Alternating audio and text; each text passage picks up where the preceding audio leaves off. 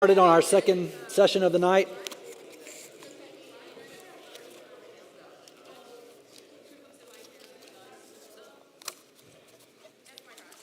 Okay, we're going to jump in to session 4, our last one together.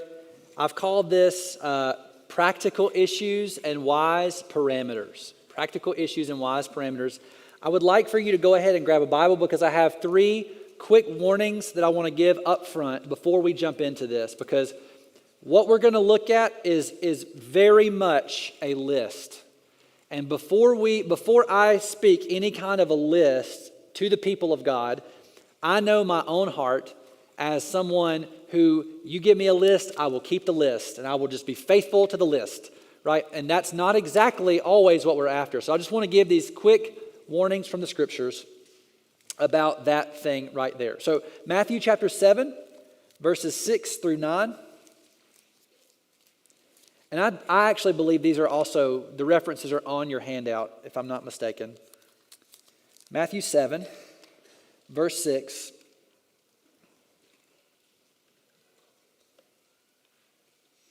I'm sorry, this is the wrong part.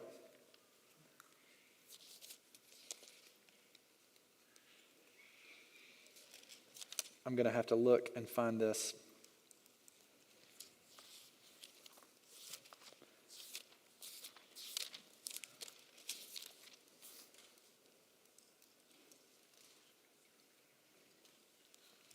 You know what? The numbers are right. The book is wrong. It's Mark. Mark 7.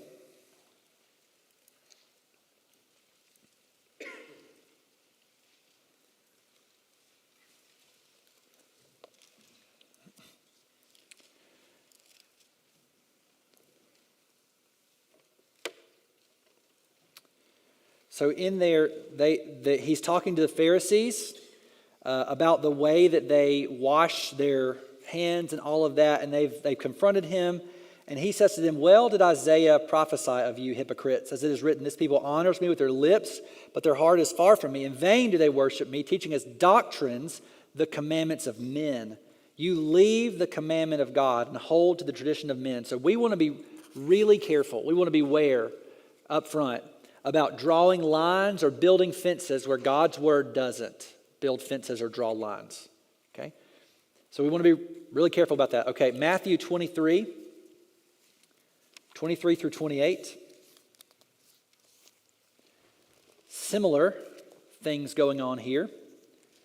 But Jesus says, "Woe to you, scribes and Pharisees, hypocrites, for you tithe mint and dill and cumin, and have neglected the weightier matters of the law, justice and mercy and faithfulness. These you ought to have done without neglecting the others. You blind guides, straining out a gnat and swallowing a camel. Woe to you, scribes and Pharisees, hypocrites, for you clean the outside of the cup and the plate, but inside they are full of greed and self-indulgence. You blind Pharisee, first clean out the inside of the cup and the plate, and then the outside may also be clean. Woe to you, scribes and Pharisees, hypocrites, for you are like whitewashed tombs, which outwardly appear beautiful, but within are full of dead people's bones and all uncleanness.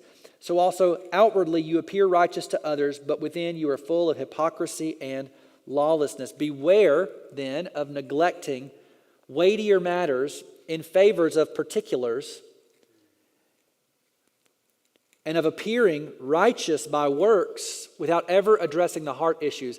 And that is why I have saved the list to the very end. I wanted to give you the why and build the philosophy foundation last week before we get in. Like, this is not, like, the whole point of this is not, hey, here are 10 life hacks to make you a happier, more fulfilled human being. This is, like, we're called to pursue Christ together. And technology plays a role in that and can hinder us and help us in some ways. And we want to be wise about it. But more than anything else, we need to pursue Christ. So we need to address heart issues as well. And then 2 Corinthians chapter 10.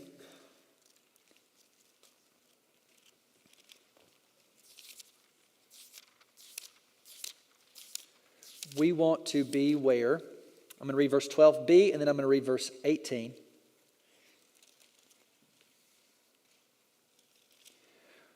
He says, Paul is writing to the Corinthians about some people who are questioning his apostleship. And he says, when they measure themselves by one another and compare themselves with one another, they are without understanding. And then verse 18, for it is not the one who commends himself who is approved, but the one whom the Lord commends. We need to beware of comparing ourselves against other people, and specifically of judging other people and their weaknesses by my strengths.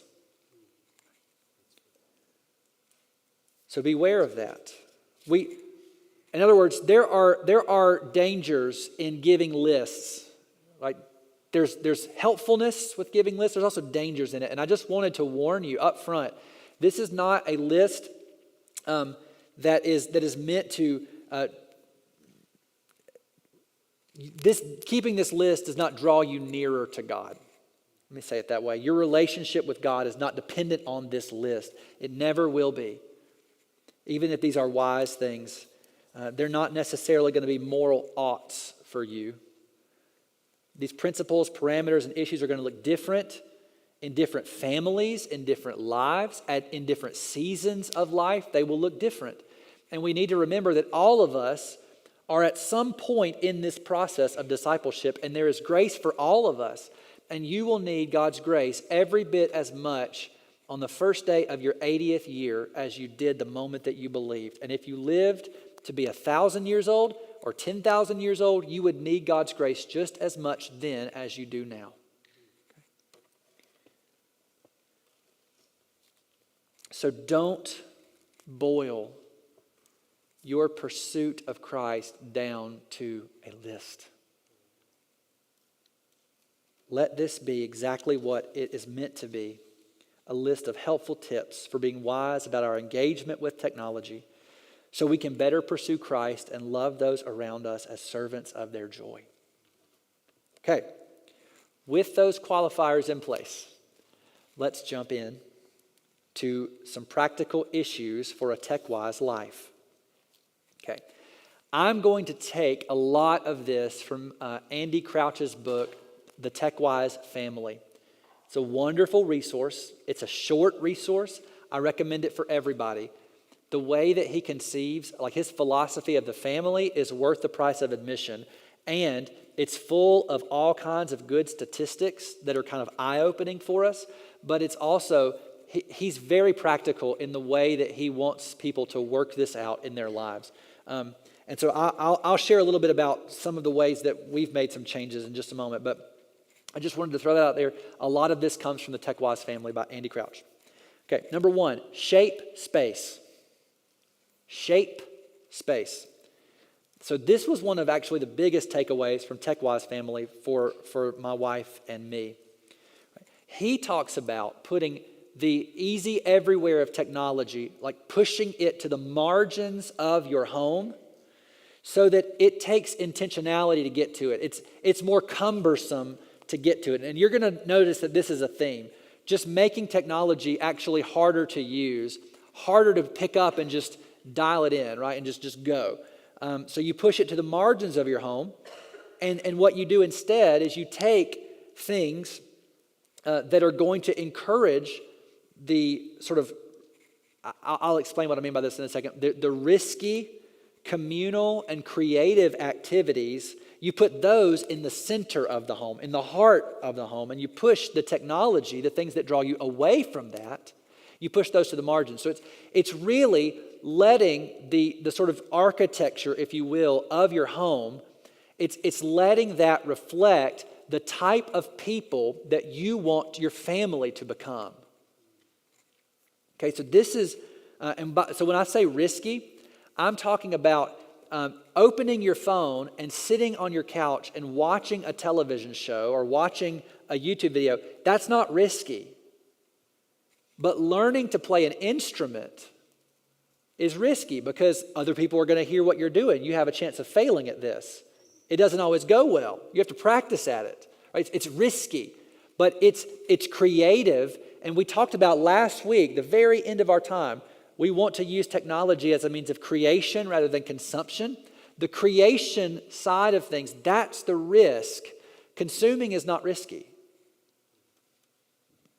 Okay, so this is actually one of the reasons, like one of the main reasons, that in the house that we currently live in, my wife and I actually moved our television out of the living room and we put it in our bedroom. And I realize like that probably doesn't sound like the margin of our house, but we moved a wall piano to where the television was. And we only turned the television on. So we knew that's just our manner of life. We don't watch TV a lot. So we knew that if it's in our room, there's a very low chance that we're watching TV. But what's not happening is our kids aren't walking by 10 times a day saying, can we watch Curious George? Can we watch Daniel Tiger? Can we watch VeggieTale? I don't know, whatever. Like, they don't ask because they don't see it. You know what does happen in our home right now? My 5-year-old son, just a couple of weeks ago, sat at our piano for an hour and tried to pick out songs that he knew. Right? And because he was doing that, we've actually put him at Nugent Music Academy. We've put him in our girls in just piano lessons. That's the type of people we want to become. Like I want you to catch a vision for shaping your home, right? Really rearranging the furniture in such a way that it actually pushes you toward the type of people that you want to be. It pushes you away from the people you don't want to be. You can shape your environment both to remind you of the person that you want to become and to push you toward becoming that person. Okay, so you shape space. So parents, tonight, after the kids go to bed, sit down and look strategically at your home. What changes could you make tomorrow that will begin to shape your home toward what you want to become? Okay, number 2, structure time. Structure time. I love how Andy Crouch talks about regular patterns of disengagement and remembering our limited, creaturely, finite, frail, embodied existence. Those kinds of things are good for building wisdom. I told you a minute ago that we would go to Psalm 90, and we're here now. So turn to Psalm 90 with me. I'm going to read verse 12.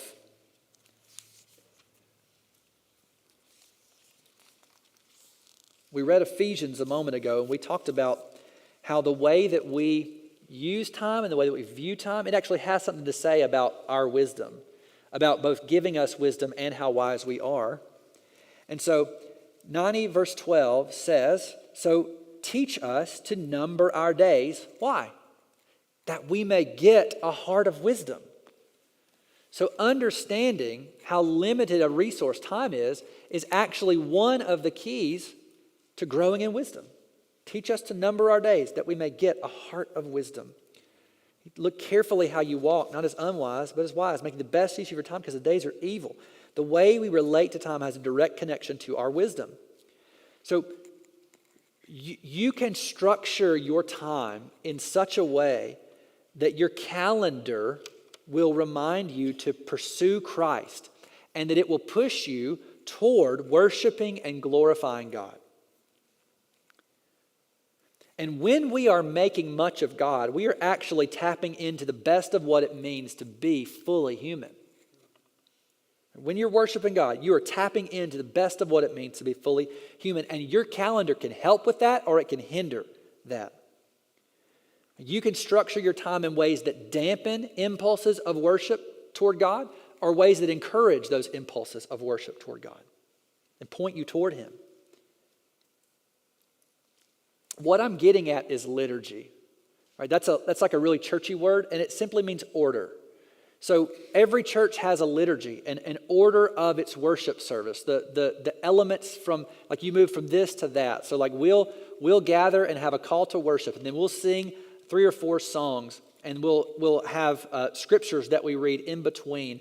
And then we have a time of the sermon, and then we move to the table. Like that's a liturgy, it's order. And every song and every part, every element of that worship service is meant in its own way to point people toward the Lord. And you can do this in your personal life. And I'll just illustrate it by talking about the fact that you actually already have a liturgy, whether you know it or not. You have a daily liturgy, and you have a liturgy of life as a whole. Walmart has a liturgy. You walk in to Walmart and it's September. What do you see? Back to school. You walk in October 1st, what do you see? Halloween. You walk in November 1st, what do you see? Thanksgiving, turkeys. Where have all the Halloween stuff gone? It's in the clearance section, right? You walk in December 1st, Christmas, right? And now it's like even October you walk in and there's some Christmas stuff already eking out into the aisles. Then you walk in on January 1st. What is it? Valentine's, right? Now it's Mother's Day. There is, they structure their calendar in such a way to get as much money from you as they can, right? That's what it's about.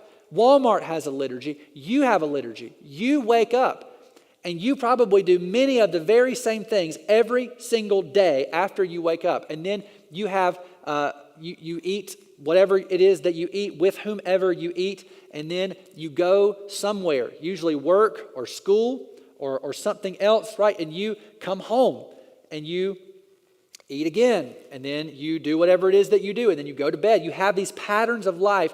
And you can take advantage of that. You are a creature of habit. We are all creatures of habit.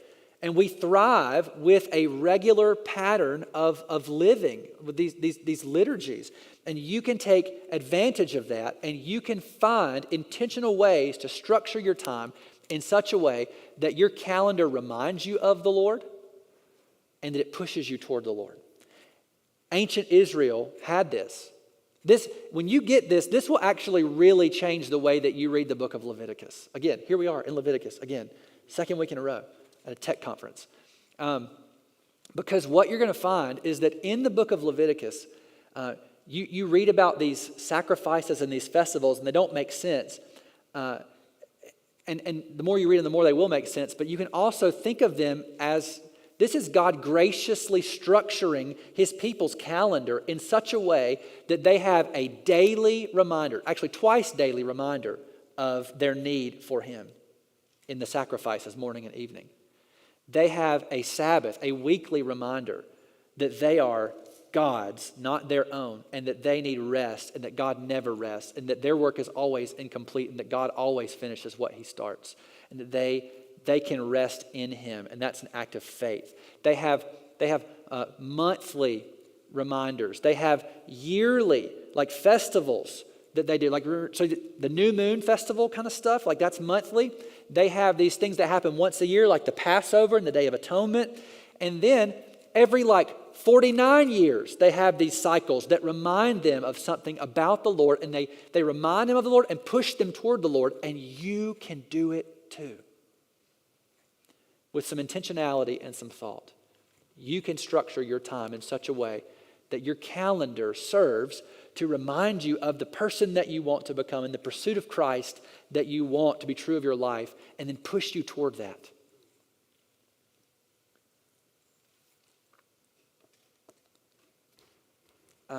I don't know about how Android or Google phones work with this, but I know that on iPhone, I can literally set blocks of time throughout the day to disengage with my phone so that it doesn't push notifications through.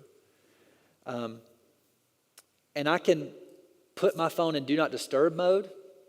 I can put it in airplane mode. I can turn it off if I want to.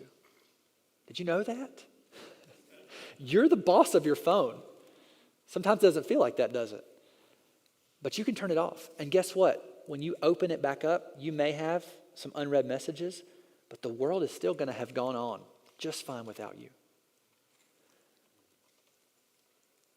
It's not healthy to be connected at all times. It's harmful for you. And it's not particularly good for those around you either. You need boundaries, limitations. And here's the thing. Your boss and your coworkers and your clients, they're not going to give you boundaries. You're going to have to be the one to put those boundaries in place and stick to them. Those other people are just going to push the boundaries as much as they can and get as much as they can from you. One of the ways that we shape time, again, this is in response kind of to TechWise family. It's been different the last several months because we're building a house, and there legitimately are people who call me on Fridays sometimes, and I need to talk to them because we're also self-contracting, which we're saving money, but sometimes I'm like, at what cost? The cost of my sanity, I feel like sometimes. Anyway, so, but normally, like I'm actually really excited about being done building this house. We're like in the last month and a half of it. But Friday is my day off from work. And so I turn my phone off on Fridays. Like Thursday night, because we like turn them off to go to sleep every night anyway. But then like, so Thursday night we turn it off and I don't turn it back on again until Saturday morning. That's usually how it goes. That's the goal that I aim for. And you know, I've dealt with the like in my own mind, like, oh, but you're a pastor and like, what people need you? And so first of all, the people in our church know that that's my day off. And in general, they know that my phone's going to be off. And so I don't get like, hey, what's this announcement? What's going on here? I just don't like when my phone has been on the last few Fridays because of the last 6 years of being here. Like, I just don't get text messages on Fridays, and it's kind of awesome. But they also know, our people in our church also know that Emily has her phone on, and if they really, really, really need me, if there's a legitimate emergency, they can get in touch with her, and she kind of acts as a gatekeeper for me in that regard. Let me just tell you, like, that has been wonderful. Like, when I've lived up to this ideal, it's been wonderful. There's like a fullness and a joy and a lightness of heart, just getting up, making pancakes, eating together, reading good books, playing outside, and simply being disconnected. It's been so good for my soul to rest from those things, from the rat race of technology. It's a whole day of rest where I remember my creatureliness, and it's a reminder that my value before the Lord is not tied to my performance. That's one way that we have shaped and structured our time to remind us of who we are and who we want to become. You can think of lots of ways, you know, devotions at the breakfast table with your kids or devotions at night with your kids. A few years ago, I actually did a seminar on family worship, and there are a couple of little family worship books down here, or there's at least one down here that you can look at if you want to look at that. I want to encourage you to have some kind of rhythm of pursuing the Lord with your family together. You know, your devotional time. We'll talk a little bit about that a little bit later tonight. So that's the second thing. The third thing is use nudges. Let me explain what that is, because that's a TechWise family term, but use nudges. Andy Crouch talks about using what he calls nudges, things that remind you of and push you toward something. So your phone being in your sight is a nudge. Like that's what that means. It's like I can see my phone right there, and it's like, I want that. I want to pick it up, and I want to open it, and I want to do things on it, right? Like that's a nudge in that direction. So if I just pull the drawer open, put the phone in the drawer, close the drawer, that's a nudge in the opposite direction. It's an easy way. Just putting it up is an easy way that I can nudge myself toward the person that I want to become, toward my pursuit of Christ, toward taking hold of that which is truly life, away from distraction and toward the things that are most important and not toward the things that are urgent but aren't as important. What nudges would help you to engage more wisely with technology toward becoming the person you want to be? Think about how to take advantage of this idea of nudges. Like, there are an infinite number of these that we could just sit and talk about.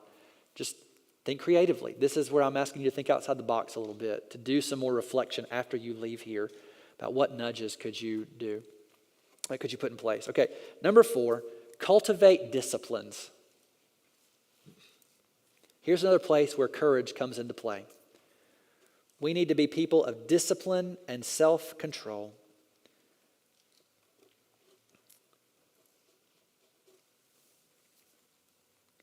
So in this, I've got another one here, part F right there. I've actually put learn to say no to yourself. So I'm going to treat that by itself. I think that's part of discipline, but I actually want to pull that out by itself. But let me just give you an illustration of what I mean by this in terms of cultivating a discipline. For me, and this, there's a lot of overlap between these points as well. For me, I generally try not to engage with my phone before one of two things happened. Either I have spent time reading the Bible, or I've been awake for an hour. Right? So those are generally what I try to do. It doesn't always happen like that.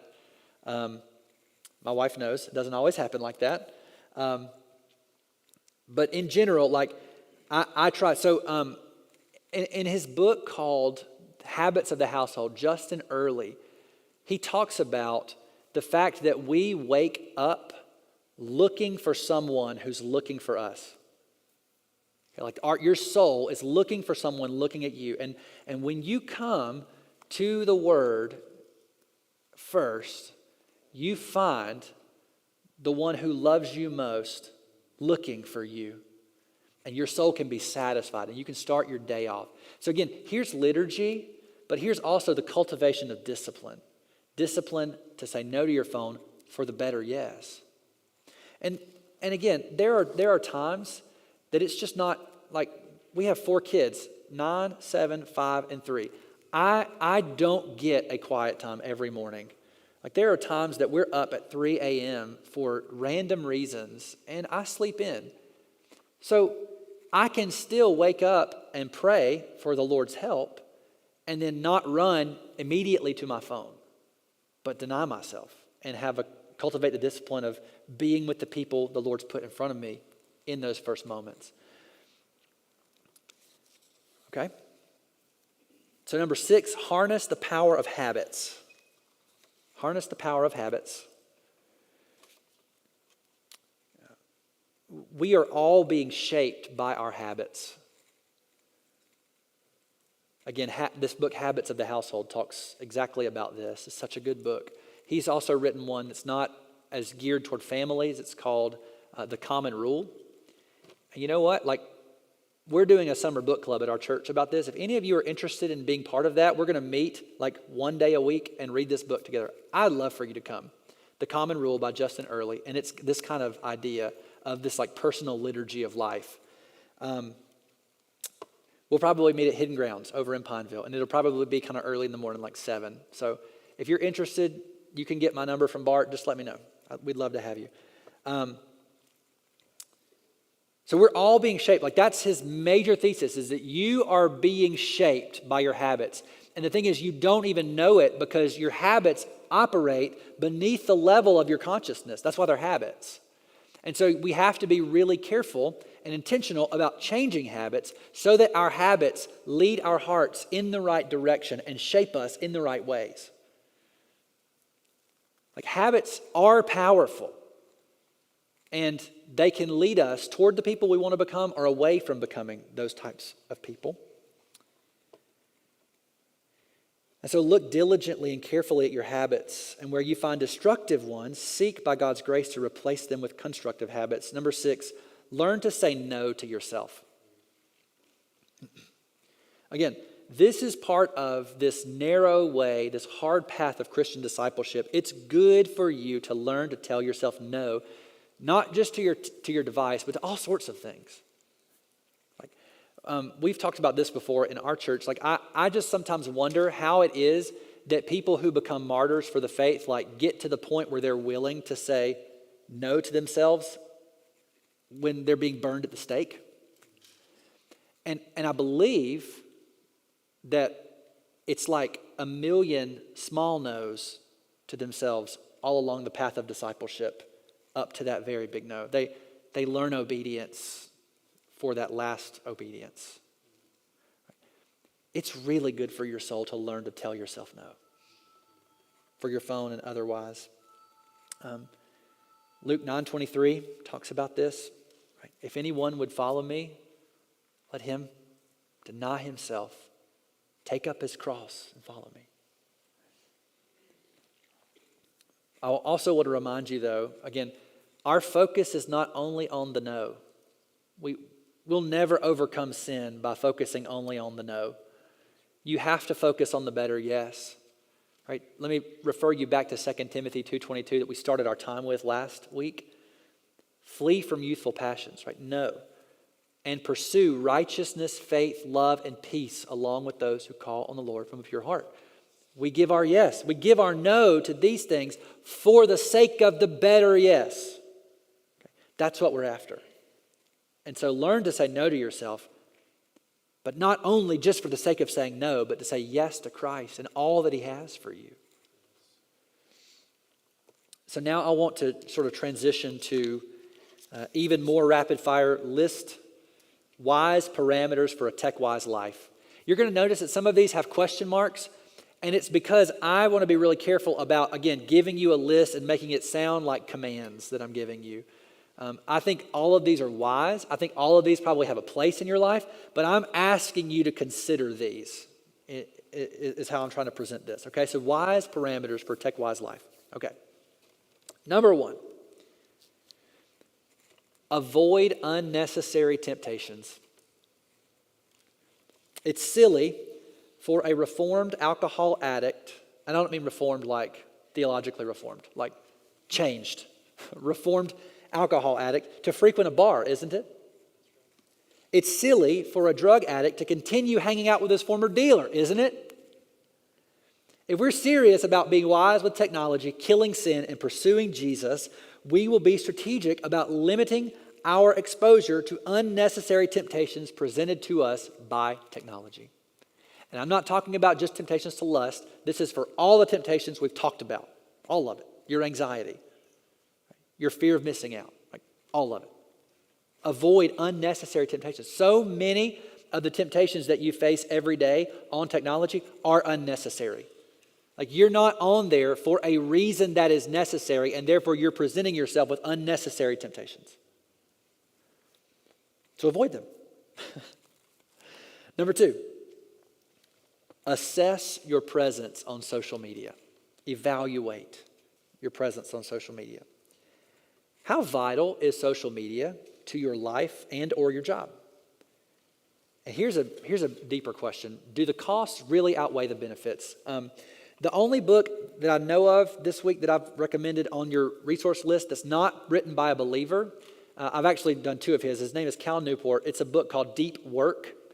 And it's really a good resource. I mean, there's actually a whole lot of things that we would agree with, even if he doesn't believe the way that we do about God. The way that he's thinking about technology and the way that he's thinking about productivity and work is very good, very helpful.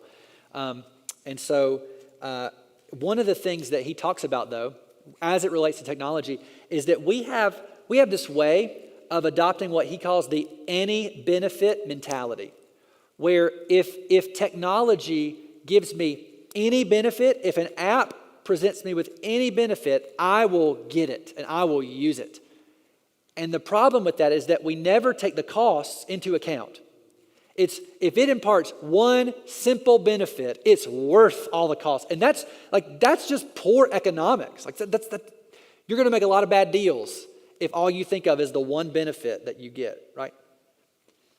Don't do that with any of the apps that you assess, with any of the tools that you use. Don't only look for, is there any benefit to this? As people who want to be wise about technology, we would be fools not to include benefits and costs in all of our analyses.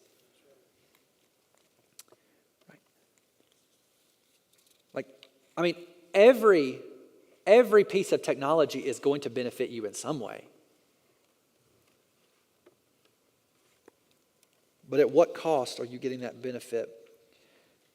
Is the cost of, is the one benefit of having a Twitter account, does it outweigh the cost of anger and outrage, not liking people? When I got off Facebook, I just liked people more. FOMO, secret desires, lust, materialism, even basic economics teaches us to weigh costs alongside the benefits, okay?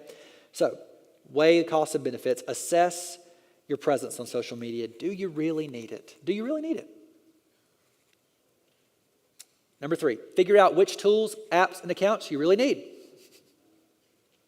And I'm just going to encourage you here, be ruthless. If your joy and your character are really at stake in the amount that you use your technology, Shouldn't you want to be ruthless with, shouldn't there be a very high bar for the things that you download and put on your home screen that you give yourself quick access to? And when I say your joy and your character at stake, I am not trying artificially to raise the stakes to make you want to listen. I believe I'm actually showing you what the stakes are. Your Christian formation, your discipleship, your pursuit of Christ, and the joy that you have as you do that, this is at stake. The stakes are high.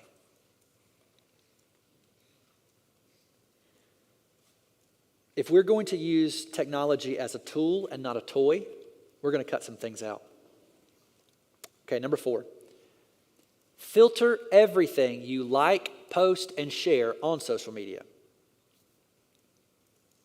Don't give in to the pressure to speak to certain issues, to virtue signal.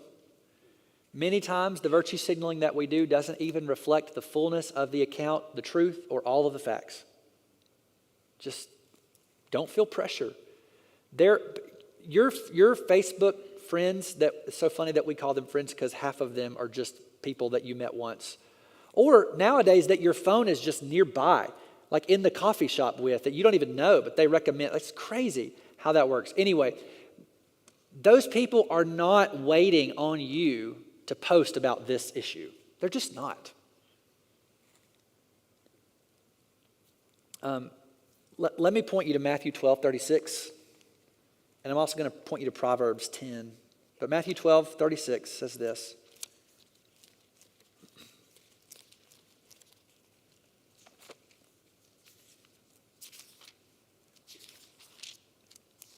As soon as I get there. I tell you, on the day of judgment, people will give account for every careless word they speak. For by your words you will be justified, and by your words you'll be condemned. That's not, I don't think, only talking about your mouth. This for sure applies to the things that you like, share, and post. Okay. Proverbs chapter 10, verses 18 and 19.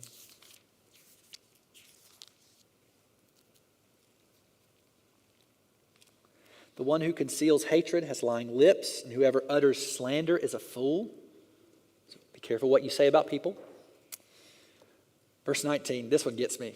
I'm telling you this, as a preacher, this one gets me.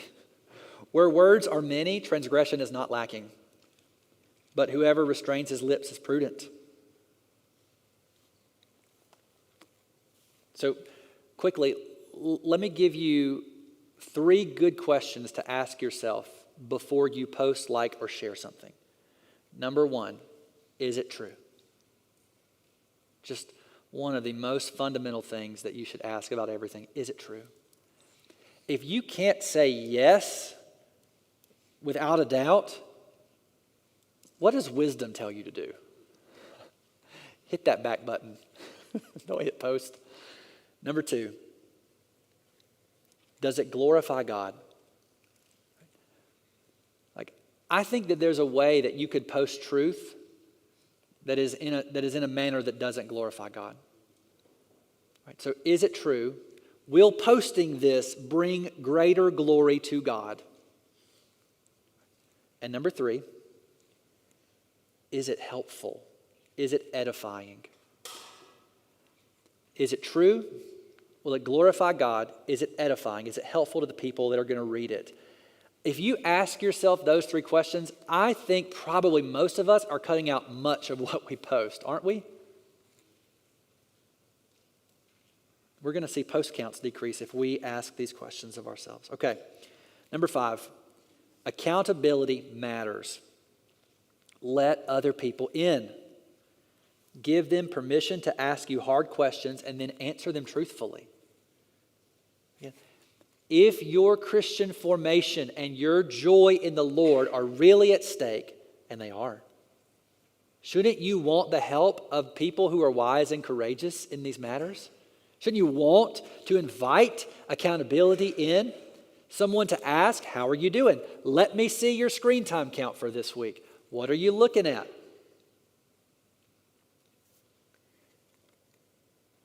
The local church is a gift that God gives you for your benefit.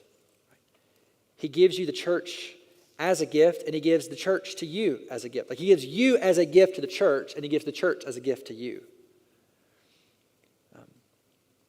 And lest we fall into this mentality that like I can't make myself fully known to the people in this church. I can't trust them with the real me.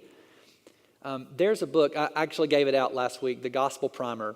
And in one of those, he says that the gospel takes the worst possible news about you and shouts it publicly. It says that for you to be forgiven, like your sin is so bad that it took the shameless slaughter of the Son of God for you to be forgiven of your sins. And so he says, if that's true, that the worst news possible about you has already been shouted from the rooftops, from the cross, what could you possibly tell these people about whom that's also said, who, by the way, also are committed to you and love you? What could you possibly say to them about yourself that they're going to go, that's too much. I'm done. That shouldn't be how it goes. By God's grace, it won't be how it goes. You can make yourself known because you are already exposed by the cross. Invite accountability into your life. And then just watch your soul flourish. This is what God loves to do because sanctification is a group project. Okay, number 6, put up fences where necessary or even where prudent. Okay, so I want to talk about filters for a minute. This is something that Bart was helpful in just helping me think through a little bit as something to share. Three different porn filters that you could get, parents, or that you could use, adults or kids, if you feel like you need one.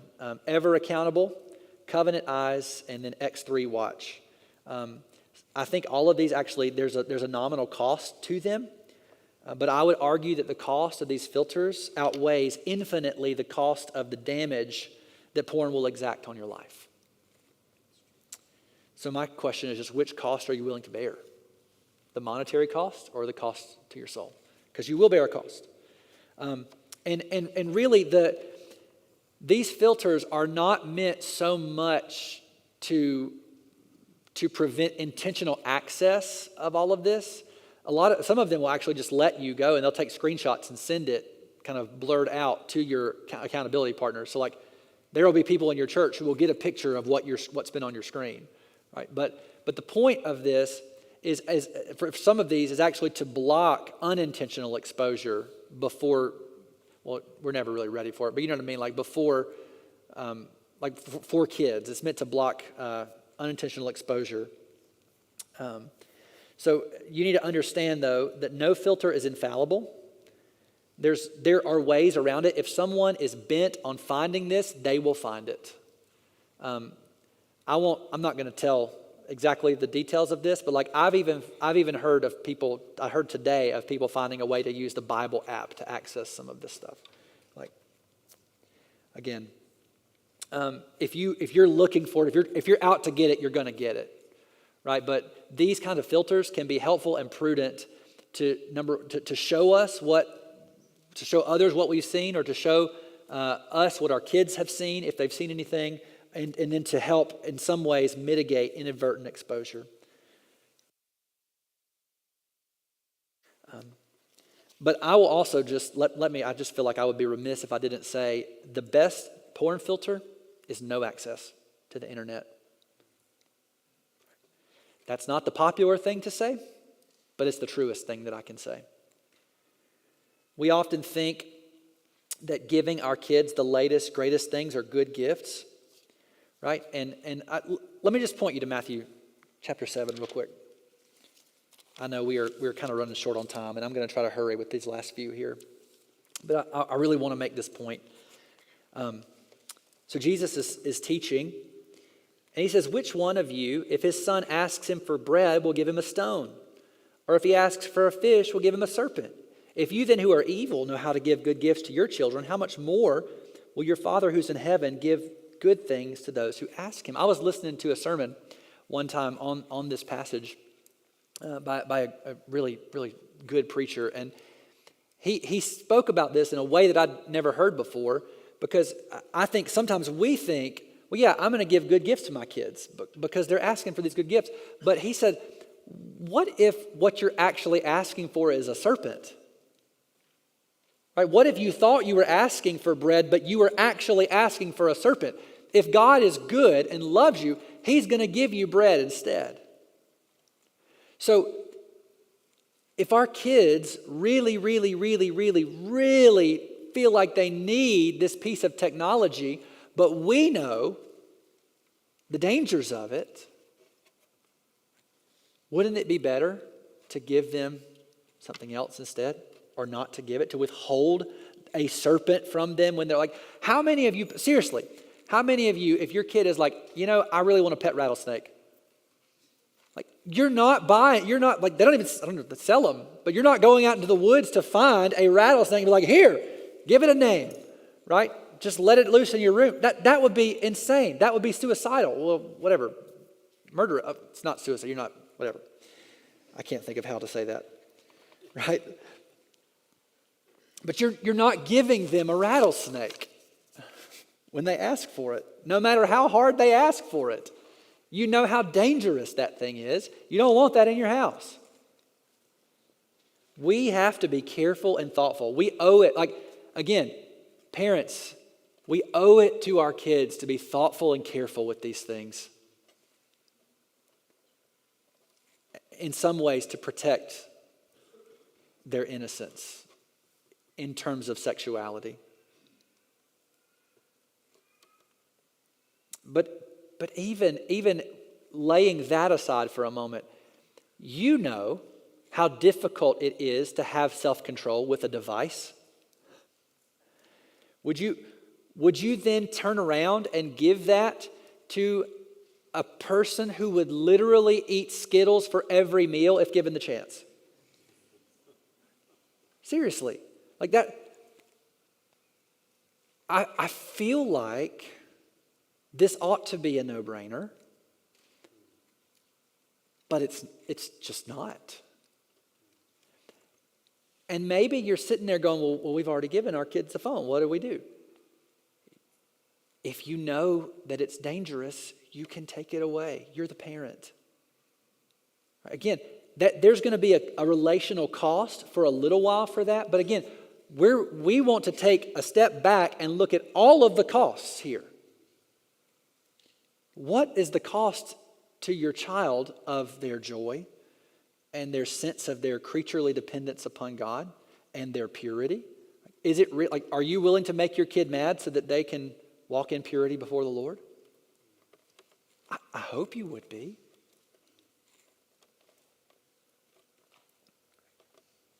And this is not just getting at, don't give your kid a phone, a television in their room. Is that necessary? Unrestricted video game access. Letting them carry off a phone, like your phone, into just their room by themselves.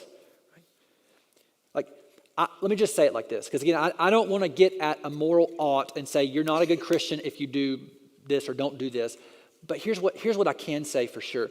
You can always give a phone later. You can never undo damage that's done through giving it too early. Okay. Set up wise guidelines for engagement for your home and your work. Okay? I'm about to fly through these because I know we have like 7 minutes left. Okay. Set up wise guidelines of engagement for your home, your personal life, and your work, your professional life. So, let's talk about phones in the bathroom. Again, this is a question mark. No phones in bathrooms. Should this be something that you set up as a wise guideline? Just don't take your phone to the bathroom with you. Meal times are sacrosanct. Eat, and that means just almost untouchably set apart, right? That's what I mean by that. Eat with people as much as you can. Develop the discipline of regularly inviting people over for dinner, accepting invites for dinner, and then don't have devices at the table. Just make that a guideline. We're not. Just won't be devices at the table. Nobody has a phone. Nobody has an iPad, whatever the thing is called. Nobody has a computer. We're just at the table. This is a sacred space where we know each other over a meal. Okay. Just good conversation with people we love over delicious meals. That's what we're after. And again, this is shaping us toward the people we want to become. The lost art of conversation. Okay, drive times or conversation times as much as possible. Drive times or conversation times as much as possible. This was I can hear what you're thinking, not really, but I can kind of anticipate. But like, my kids hate being in the car. Blah, blah, blah, or you don't know how long we have to drive. I grew up in South Carolina, so more than once a year, we make a 12-hour, it's really 10 and a half of wheels on the road driving. And it usually extends to 12 to 14 hours, depending on how many potty breaks we have. And you know the drill. It's you have 4 kids. So you try to get them all to the bathroom, and then you hit the interstate, and it's just invariably I gotta go. Well, you're going to hold it till Atlanta. Sorry.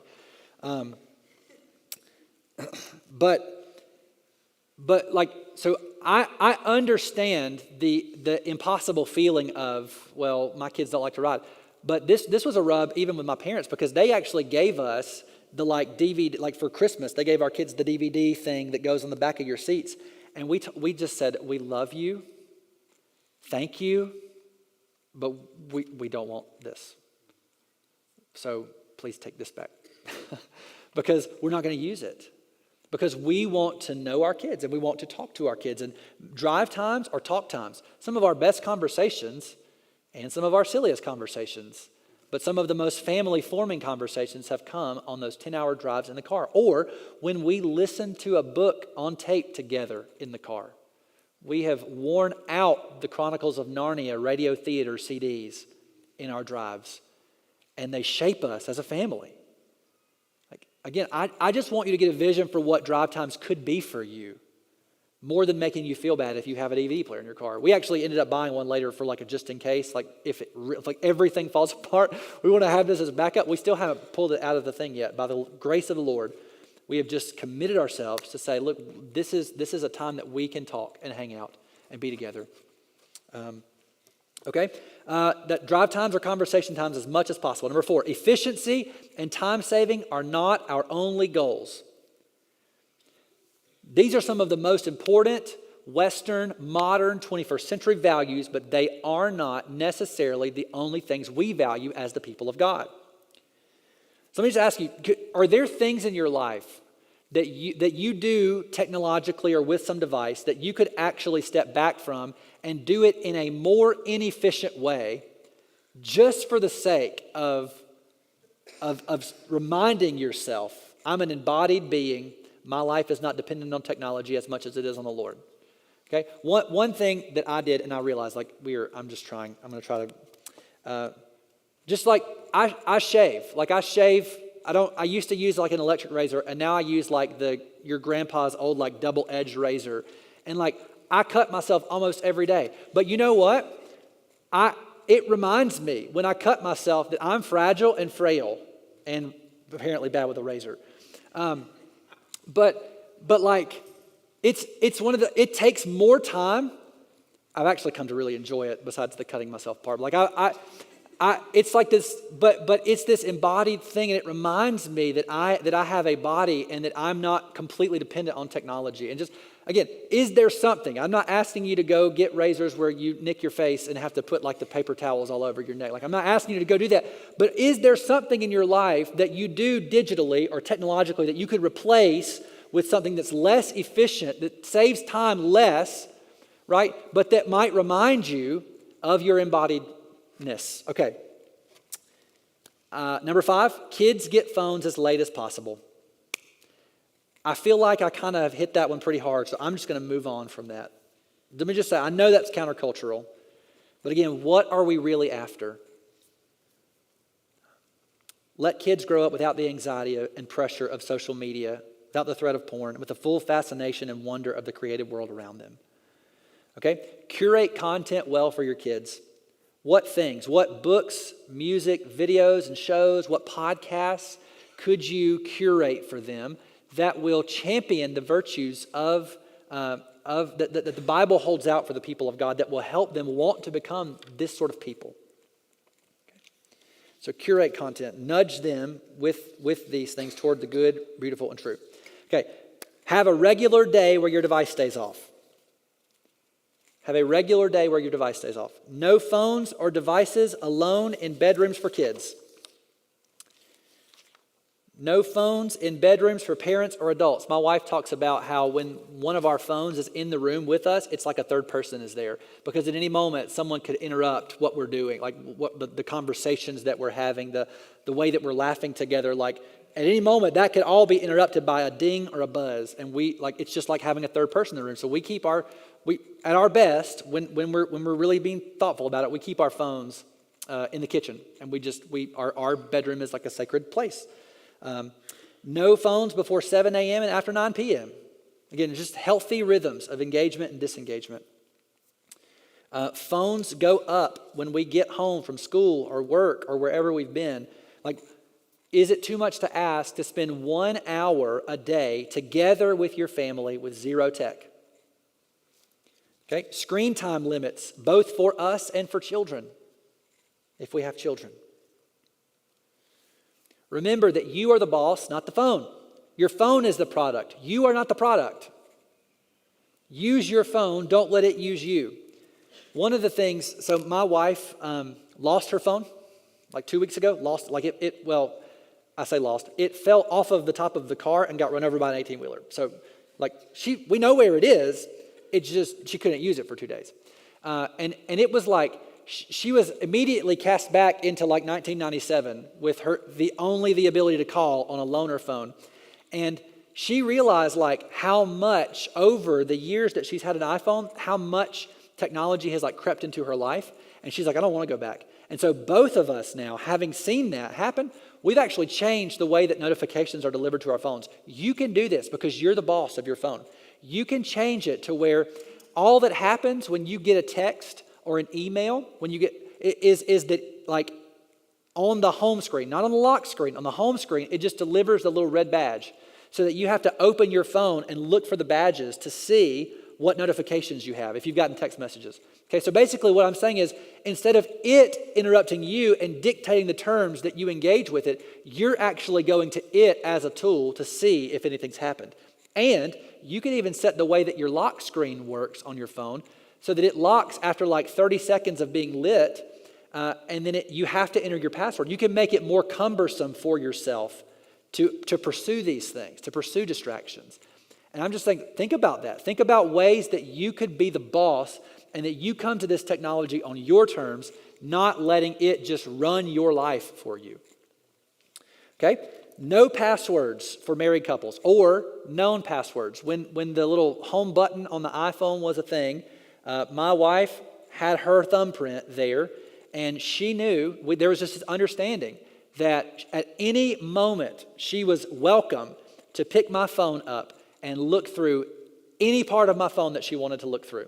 Again, the only thing that I would say, that I would have said would be a danger is that I bought something for her that she's going to find out about. But the trust in our marriage, that's a small price to pay for the trust in our marriage, right? Like it's okay, because that's the only secrets I should be keeping from my wife. Yeah?